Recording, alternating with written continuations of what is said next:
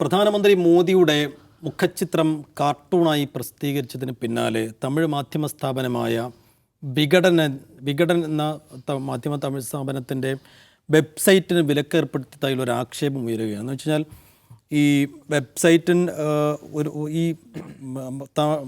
BJP Tamil Nadu അധ്യക്ഷൻ അണ്ണാമലൈ ഈ വികടനെതിരെ പരാതി നൽകിയിരുന്നു. ആ പരാതിക്ക് പിന്നാലെ ചില സമയങ്ങളിൽ ഈ വെബ്സൈറ്റ് നിന്നുപോയതായും മൊബൈലിൽ ഇതിൻ്റെ ആപ്പ് പല ആളുകൾക്കും കിട്ടാതെ വരികയും ഒക്കെ ചെയ്തു.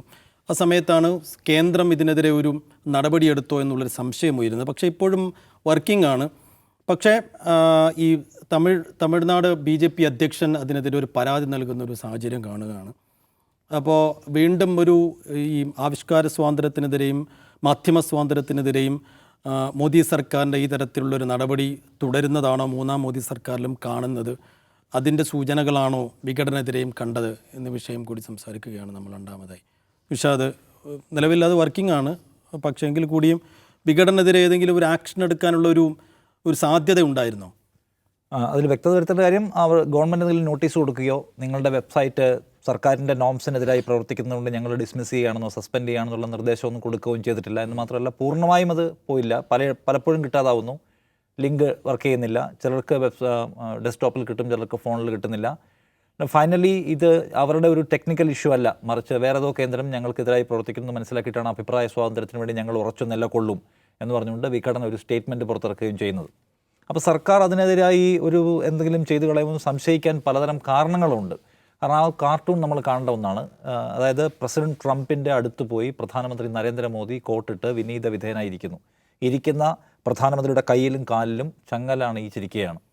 എന്ന് വെച്ചാൽ അവിടെ നിന്ന് അനധികൃത കുടിയേറ്റത്തിൻ്റെ പേരിൽ കണ്ടെത്തപ്പെട്ട് ഇന്ത്യയിലേക്ക് നാട് കടത്തിയ മനുഷ്യരെ എങ്ങനെയാണോ ട്രംപ് ഇങ്ങോട്ട് കയറ്റിവിട്ടത്, അതിന് സമാനമായ രൂപത്തിൽ സമ്പൂർണ്ണമായും വിലങ്ങണിയിക്കപ്പെട്ട നിലയിലാണ് അവിടെ പോയി അദ്ദേഹം ഇരിക്കുന്നത്. വിധേയനായിരിക്കുന്നത് മാത്രമല്ല, വിലങ്ങണിയിച്ചാലും നിങ്ങളുടെ മുമ്പിൽ പരാതികൾ ഏതുമില്ലാതെ ഇരിക്കുന്നു. ഇന്ത്യയിൽ ഏതെങ്കിലും ഒരു മാധ്യമം സാധാരണ നിലയ്ക്ക് പ്രസിദ്ധീകരിക്കാൻ ഇടയില്ലാത്ത ഒരു കാർട്ടൂണാണത്. അല്ലെങ്കിൽ ഏതെങ്കിലും ഒരു മാധ്യമം സാധാരണ നിലയ്ക്ക് എടുക്കുന്നില്ല. ബഹുഭൂരിപക്ഷം പ്രധാനപ്പെട്ട മാധ്യമങ്ങളും എടുക്കാത്ത ഒരു നിലപാടാണ്. നമുക്ക് ഒരിടത്തിൽ പെട്ടെന്ന് നോക്കിയാൽ ഈ മോദി അഡ്മിനിസ്ട്രേഷൻ കീഴിൽ ഇന്ത്യയിൽ ഇങ്ങനൊരു കാർട്ടൂണൊന്നും നമുക്ക് അത്ഭുതം തോന്നും. അത്രയും രൂക്ഷമായി മോദിയുടെ ഈ അമേരിക്കൻ കുടിയേറ്റ വിരുദ്ധ നിലപാടുമായി ബന്ധപ്പെട്ട് മോദിയുടെ സമീപനത്തെ വിമർശിക്കുന്ന ഒരു കാർട്ടൂണാണ്. ആ കാർട്ടൂൺ വിഘടനയിൽ വരികയും അത് വലിയ ചലനം ഉണ്ടാക്കുകയും അതിനെ തുടർന്ന് അണ്ണാമലൈ ഒരു പരാതി കൊടുക്കുകയും ചെയ്യുന്നു. പരാതി കൊടുത്തതിന് ശേഷമാണ് ഈ സംഗതി മിസ്സിംഗ് ആവുന്നത്. അപ്പോൾ അത് ഗവൺമെൻറ് അങ്ങനെ ചെയ്യുമോ? അഭിപ്രായ പ്രകടന സ്വാതന്ത്ര്യത്തിനെതിരെ ഗവൺമെൻറ് പെരുമാറുമെന്ന് ചോദിച്ചാൽ നമ്മുടെ അനുഭവം എന്താണ്? നമ്മൾ കഴിഞ്ഞ കുറേ വർഷങ്ങളായി നരേന്ദ്രമോദി 2014 അധികാരമേറ്റതിന് ശേഷം 2025 ഇപ്പോൾ എത്തി നിൽക്കുന്നു. ഈ കാലഘട്ടത്തിനിടയ്ക്ക് മാധ്യമങ്ങളോട് സ്വീകരിച്ചിട്ടുള്ള സമീപനം എന്താണ് എന്നറിയാം. നരേന്ദ്രമോദിക്കെതിരായി ഉയർന്നു വരുന്ന വിമർശന കണ്ടന്റുകളോട് അവർ സ്വീകരിക്കുന്ന സമീപനം എന്താണെന്നറിയാം. അവരെത്രയോ ആർട്ടിക്കിളുകൾ ടേക്ക് ഡൗൺ ചെയ്യാൻ നിർദ്ദേശം കൊടുത്തിട്ടുണ്ട്, എത്രയോ വീഡിയോകൾ ടേക്ക് ഡൗൺ ചെയ്യാൻ നിർദ്ദേശം കൊടുത്തിട്ടുണ്ട്, എത്രയോ വെബ്സൈറ്റുകൾ അവർ തടഞ്ഞിട്ടുണ്ട്, എത്ര TV ചാനലുകൾക്കെതിരെ നടപടിയെടുത്തിട്ടുണ്ട്. 2015 മുതൽ 2022 വരെയുള്ള കണക്കുകൾ പരിശോധിച്ചാൽ ഇന്ത്യയിൽ 55,000-ഓളം വെബ്സൈറ്റുകൾ സർക്കാർ എടുത്തു കളഞ്ഞിട്ടുണ്ട്. അത് ഈ പറയുന്ന ഈ IT നിയമപ്രകാരമാണ്. അപ്പോൾ അതിൽ കണ്ടൻറ്റ് മോശമായതിൻ്റെ പേരിൽ ന്യൂസ് വെബ്സൈറ്റുകൾ മാത്രമൊന്നുമല്ല, അതിൽ ന്യൂസ് വെബ്സൈറ്റുകൾ എടുത്ത് കളഞ്ഞിട്ടുണ്ട്. ഗവൺമെൻറ് നിയമങ്ങളെ പാലിക്കുന്നില്ല എന്ന കാരണം പറഞ്ഞാണ്. നമ്മൾ അറിയുന്നില്ല, ഓരോ ദിവസവും സോഷ്യൽ മീഡിയയിലും വെബ്സൈറ്റ് പ്ലാറ്റ്ഫോമുകൾ, അതായത് വെബ്സൈറ്റുകളൊക്കെ സർക്കാർ എടുത്ത് കളയുന്നവ എമ്പാടുമുണ്ട്. നമുക്കെല്ലാം നമ്മുടെ ശ്രദ്ധയിൽ വരുന്നില്ല. അപ്പോൾ അത്രയും വെബ്സൈറ്റുകളെ കളഞ്ഞാണ് പാരമ്പര്യം. കഴിഞ്ഞ 2 വർഷത്തേക്ക് മാത്രം 3500 2022 മാത്രം 3500 വെബ്സൈറ്റ് എടുത്ത് കളഞ്ഞിട്ടുണ്ട്. TV ചാനലുകൾ, മീഡിയ വൺ അടക്കമുള്ള TV ചാനലുകൾക്ക് നിരോധനം ഏർപ്പെടുത്തി. 2019 മീഡിയ വണ്ണും ഏഷ്യാനെറ്റ് ന്യൂസിനും നിരോധനം ഏർപ്പെടുത്തുന്നത് എന്നോർക്കണം. അപ്പോൾ ഇവരുടെ വെബ്സൈറ്റ് വളരെ പെട്ടെന്ന് തിരിച്ചു വന്നു പറയുമ്പോൾ 2019 ഡൽഹി കലാപം റിപ്പോർട്ട് ചെയ്യുന്നതിൽ വീഴ്ച വരുത്തിയെന്ന് പറഞ്ഞ് അതിൽ പോലീസിനെയും RSSനെയും വിമർശിച്ചു എന്ന് പറഞ്ഞ് മീഡിയ വണ്ണിനെയും ഒപ്പം ഏഷ്യാനെറ്റിനെയും 48 മണിക്കൂർ സമയത്തേക്ക് വിലക്കുന്നുണ്ട്. പക്ഷേ ഏഷ്യാനെറ്റിൻ്റെ ആദ്യം കുറച്ച് മണിക്കൂർ കഴിഞ്ഞപ്പോൾ എടുത്ത് കളഞ്ഞു, മീഡിയ വണ്ണിനെയും കുറച്ച് കഴിഞ്ഞപ്പോൾ എടുത്ത് കളഞ്ഞു. അപ്പോൾ 48 മണിക്കൂറാണ് പ്രഖ്യാപിച്ചിരിക്കുന്നത്, നേരത്തെ എടുത്ത് കളയുകയൊക്കെ ചെയ്തു. അപ്പോൾ ഇത് വിഘടനൻ്റെ പ്രശ്നം, വിഘടനെതിരായിട്ടുള്ള സർക്കാർ നടപടിയാണെങ്കിൽ അത് വലിയ വിമർശനം വിളിച്ചു വരുത്തുകയും വലിയ തോതിലുള്ള പ്രക്ഷോഭ സ്വഭാവത്തിലുള്ള പ്രതികരണം ആളുകളുടെ ഭാഗത്ത് നിന്ന് വരികയും ചെയ്തതോടെ സർക്കാർ എടുത്ത് കളയാനുള്ള സാധ്യതയുണ്ട്. ഇതിന് മുമ്പും ഞാൻ പറഞ്ഞ ഒരു ഉദാഹരണം പറഞ്ഞാണ്, 2019 2 TV ചാനലുകൾക്കെതിരെ എടുത്ത നിലപാട് നിലനിൽക്കാത്തതാണെന്ന് മനസ്സിലായി ഗവൺമെൻറ് തന്നെയും അത് പാതി വഴിയിൽ ഉപേക്ഷിച്ച് കളഞ്ഞിട്ടുണ്ട്. ഒരുപക്ഷെ ഇതും അങ്ങനെയായി മാറാനുള്ള സാധ്യതയുണ്ട്. എന്തായാലും ഗവൺമെൻറ്റിന് BJP കേന്ദ്രങ്ങൾ ഭയങ്കരമായ വിമർശനം ഈ കാർട്ടൂണിനെതിരെ ഉയർത്തുന്നുണ്ട്. അഭിപ്രായ സ്വാതന്ത്ര്യം എന്ന് പറഞ്ഞാൽ രാജ്യത്തിനെതിരായിട്ട് വർത്തമാനം പറയാനുള്ള സ്വാതന്ത്ര്യമല്ല, ഭരണകൂടത്തിനെതിരായി സംസാരിക്കാനുള്ള സ്വാതന്ത്ര്യമല്ല, ഇത് പരിധി വിടുകയാണ്, ആക്ഷേപമാണെന്നൊക്കെ പറയുന്നുണ്ട്. അപ്പോൾ ഈ കാർട്ടൂണുകളുടെയും ഇന്ത്യയുടെ ചരിത്രത്തിൽ കാർട്ടൂണുകൾക്ക് വലിയ പ്രാധാന്യമുണ്ട്. നമുക്കറിയാവുന്ന പോലെ ഏറ്റവും കൂടുതൽ കാർട്ടൂണുകളിലൂടെ വിമർശിക്കപ്പെട്ട ഒരു പ്രധാനമന്ത്രി ഒരുപക്ഷെ ആദ്യത്തെ പ്രധാനമന്ത്രിയായ ജവഹർലാൽ നെഹ്റു ആയിരിക്കും. നെഹ്റുവിനെതിരെ മൊത്തം ഏതാണ്ട് 4000-ഓളം കാർട്ടൂണുകൾ അദ്ദേഹത്തെ വിമർശന സ്വഭാവത്തിൽ വരച്ചിട്ടുണ്ടോ എന്ന് നമുക്ക് ആർട്ടിക്കിൾസ് വായിക്കുമ്പോൾ കാണാൻ പറ്റും. അതായത് നെഹ്റു ന്യൂഡായി നിൽക്കുന്ന കാർട്ടൂൺ അടക്കം വരയ്ക്കപ്പെട്ടിട്ടുണ്ട്. അദ്ദേഹത്തിൻ്റെ പല അന്തർദേശീയ നിലപാട്, നയസമീപനങ്ങളോട്, നാഷണൽ പോളിസികളോടൊക്കെയുള്ള വിമർശനം രേഖപ്പെടുത്തപ്പെട്ടിട്ടുണ്ട്. ഇന്ത്യയിലെ പ്രധാനപ്പെട്ട കാർട്ടൂൺസുകൾ അദ്ദേഹത്തിൻ്റെ ലേഖനെതിരെ വരയ്ക്കുകയും തനിക്കെതിരെ വരയ്ക്കപ്പെടുന്ന കാർട്ടൂണുകൾ അത് അദ്ദേഹം അതിനെക്കുറിച്ച് പറയുന്നുണ്ട്. ഒരു മനുഷ്യനൊരിക്കലും പൂർണ്ണനാവാൻ പറ്റില്ല, വിമർശനത്തിൻ്റെ ഏതെങ്കിലും സാധ്യതകൾ എപ്പോഴും കിടക്കും. ആ വിമർശനത്തിൻ്റെ സാധ്യതകളെ നമ്മൾ ഉൾക്കൊള്ളണം. ഉൾക്കൊണ്ടിട്ടില്ല എങ്കിൽ നമ്മൾ അഹങ്കാരികളാവാനുള്ള സാധ്യതയുണ്ട്. അതുകൊണ്ട് നമ്മൾ ഈ കാർട്ടൂൺസിനോട് നന്ദിയുള്ള മനുഷ്യരായിരിക്കണം എന്ന് പറഞ്ഞ ആളാണ് ഇന്ത്യയുടെ ആദ്യത്തെ പ്രധാനമന്ത്രി. ഇന്ത്യക്കൊരു അടിസ്ഥാനം ഉണ്ടാക്കിയ, വിലാസം ഉണ്ടാക്കിയ മനുഷ്യൻ എങ്ങനെയാണ് വിമർശനങ്ങളോട്, തനിക്കെതിരായി വരുന്ന ലേഖനങ്ങളോട്, തനിക്കെതിരായി വരുന്ന കാർട്ടൂണുകളോട് സ്വീകരിക്കുന്ന സമീപനം നമുക്കറിയാം. പക്ഷേ ഇന്നത്തെ ഇന്ത്യൻ പ്രധാനമന്ത്രിയോ ഇന്ത്യൻ ഭരണ നേതൃത്വമോ തങ്ങൾക്കെതിരായി വരുന്ന രാഷ്ട്രീയ വിമർശനങ്ങളെപ്പോലും രാജ്യത്തിനെതിരായ വിമർശനങ്ങളാക്കി മാറ്റി സ്ഥാപനങ്ങളെ എങ്ങനെ പൂട്ടാം, രാജ്യസുരക്ഷയ്ക്കെതിരാണെന്ന് എങ്ങനെ വരുത്തി തീർക്കാം, അവരെ ദേശശത്രുക്കളാക്കാവുന്നതിനെക്കുറിച്ച് ആലോചന നടത്തുന്നുണ്ട്. അതായത് തമിഴ്നാട്ടിൽ നിന്ന് വളരെ ഉയർന്നു വരുന്ന വളരെ ശക്തമായിട്ടുള്ള സ്ഫുടമായ രാഷ്ട്രീയ ശബ്ദമായിട്ടാണ് ഇതിനെ കാണുന്നത്. കാരണം ഇത് വിമർശിക്കപ്പെടേണ്ട ഒന്നാണ്. അവിടെ പോയി ഇന്ത്യയുടെ ആത്മാഭിമാനത്തിന് ക്ഷതം ഏൽക്കുന്ന ട്രംപിൻ്റെ നടപടിക്കെതിരെ ഒച്ചത്തിൽ സംസാരിക്കാൻ, കൊളംബിയയെ പോലെ, മെക്സിക്കോയെ പോലെ സംസാരിക്കാൻ നമുക്ക് കഴിഞ്ഞിട്ടില്ല എന്ന പ്രശ്നം എല്ലാവരും ഇവിടെ ഉയർത്തുന്നതാണ്. അത് ഇന്ത്യയിലെ മനുഷ്യരുടെ പൊതുവികാരത്തിൻ്റെ ഭാഗമാണ്. അത് തമിഴ്നാട്ടിൽ നിന്നുള്ള മാധ്യമങ്ങൾ ഉറച്ച ശബ്ദത്തിൽ ഉറക്കെ പറയുന്നു. അത് കേൾക്കുമ്പോൾ സ്വാഭാവികമായിട്ടും ചില പ്രയാസങ്ങളുണ്ടാവും. ആ പ്രയാസത്തിൻ്റെ പ്രതിഫലനം ഉണ്ടായി എന്ന് വേണം നമ്മൾ സാധാരണ നിലയ്ക്ക് സംശയിക്കാൻ.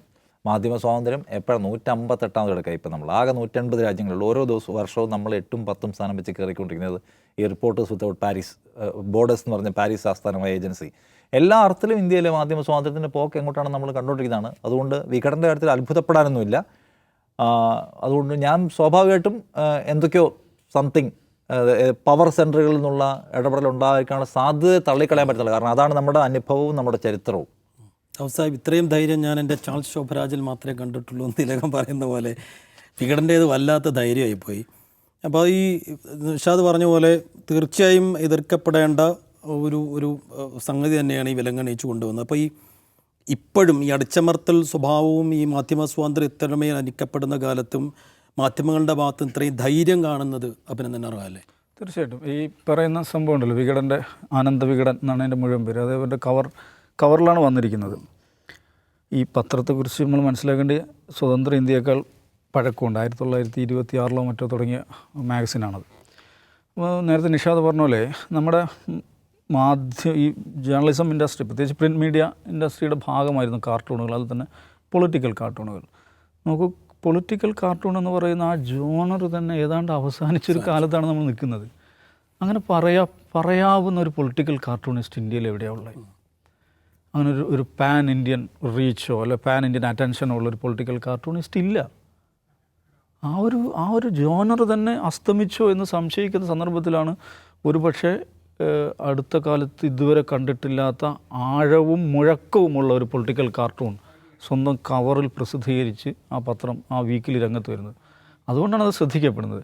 ഇപ്പോൾ എനിക്ക് തോന്നുന്നത് ഈ പറയുന്ന രാഷ്ട്രീയ വിമർശനം, അതേപോലെ പൊളിറ്റിക്കൽ കാർട്ടൂൺസ്, അതിൻ്റെ വേറൊരു വകഭേദമായിട്ട് വന്നത് ഈ ടെലഗ്രാഫിൻ്റെ തലക്കെട്ടുകളാണ്. ടെലഗ്രാഫിൻ്റെ പിന്നെ ഈ ലീഡ് തലക്കെട്ടുകൾ, അതൊരു ഈ പറയുന്ന മാതിരി അതിലുപയോഗിക്കുന്ന ഭാഷ, വാക്കുകൾ, അത് വേറെ നിലക്കുള്ള ഒരു സംഗതി, പുതിയൊരു ഫോം ഓഫ് ജേർണലിസം കൂടെയായിരുന്നത്. അത് ഭയങ്കരമായിട്ട് ഇന്ത്യക്കാരെ ആകർഷിച്ചു. പക്ഷേ അതിൻ്റെ എഡിറ്റർ ഇപ്പോൾ ആ സ്ഥാനത്ത് ഇരിക്കുന്നില്ല. രാജഗോപാൽ സാർ പുറത്തു പോകുന്നതാണ് നമ്മൾ കാണുന്നത്. പിന്നെ കണ്ടതൊരു ആ നിലക്കുള്ളൊരു ഫോം ഒരു എക്സ്പ്രഷൻ ഓഫ് ഡിസൻറ്റ് എന്നുള്ള നിലക്ക് സ്റ്റാൻഡപ്പ് കൊമേഡിയൻസിനെയാണ് കാണുന്നത്. അത് നമുക്ക് ഈ മലയാളികൾക്ക് അത്ര പരിചയമില്ലാത്തൊരു സംഗതിയാണ്. പക്ഷേ ഹിന്ദിയിൽ അത് വളരെ പോപ്പുലറാണ്. പക്ഷേ ഈ സ്റ്റാൻഡപ്പ് കൊമേഡിയൻസൊക്കെ വരിയായിട്ട് ജയിലിലേക്ക് പോവുകയായിരുന്നു. അവരൊക്കെ പലതരം കേസുകളിൽ പെടുന്നു.